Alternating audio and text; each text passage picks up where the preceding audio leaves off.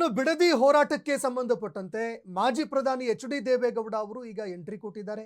ರಾಜ್ಯ ಸರ್ಕಾರಕ್ಕೆ ಖಡಕ್ ಆಗಿ ವಾರ್ನಿಂಗ್ ಕೂಡ ಕೊಟ್ಟಿದ್ದಾರೆ. ರಾಜ್ಯ ಸರ್ಕಾರಕ್ಕೆ ದೇವೇಗೌಡ ಅವರು ವಾರ್ನಿಂಗ್ ಕೊಟ್ಟಿದ್ದಾರೆ.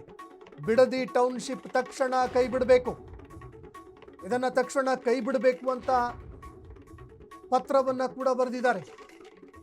ಸಿಎಂ ಡಿ.ಕೆ. ಶಿವಕುಮಾರ್ಗೆ ಮಾಜಿ ಪ್ರಧಾನಿ ಎಚ್.ಡಿ. ದೇವೇಗೌಡ ಅವರು ಪತ್ರ ಬರೆದಿದ್ದಾರೆ.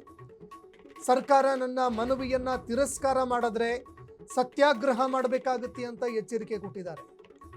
ವಿಧಾನಸೌಧದ ಗಾಂಧಿ ಪ್ರತಿಮೆ ಬಳಿಯಲ್ಲಿ ಸತ್ಯಾಗ್ರಹ ಮಾಡಬೇಕಾಗತ್ತೆ ಅಂತ ವಾರ್ನಿಂಗ್ ಕೊಟ್ಟಿದ್ದಾರೆ.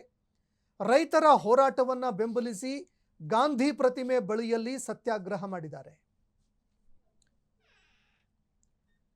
ಇನ್ನು ಗಾಂಧಿ ಪ್ರತಿಮೆ ಬಳಿಯಲ್ಲಿ ಸತ್ಯಾಗ್ರಹ ಮಾಡುವಂತಹ ಒಂದು ಎಚ್ಚರಿಕೆ ಕೊಟ್ಟಿದ್ದಾರೆ. ಈಗ ಡಿ.ಕೆ. ಶಿವಕುಮಾರ್ ಅವರ ಸರ್ಕಾರ ಯಾವ ನಿರ್ಧಾರವನ್ನ ಕೈಗೊಳ್ಳುತ್ತೆ ಅನ್ನುವಂಥದ್ದನ್ನು ಕೂಡ ಕಾದು ನೋಡಬೇಕಾಗುತ್ತೆ. ಈ ಪತ್ರಕ್ಕೆ ಯಾವ ರೀತಿ ರಿಯಾಕ್ಷನ್ ಕೊಡ್ತಾರೆ ಅಥವಾ ಯಾವ ರೀತಿಯಾಗಿ ಉತ್ತರ ಕೊಡ್ತಾರೆ ಅನ್ನುವಂಥದ್ದನ್ನು ನೋಡಬೇಕಾಗುತ್ತೆ.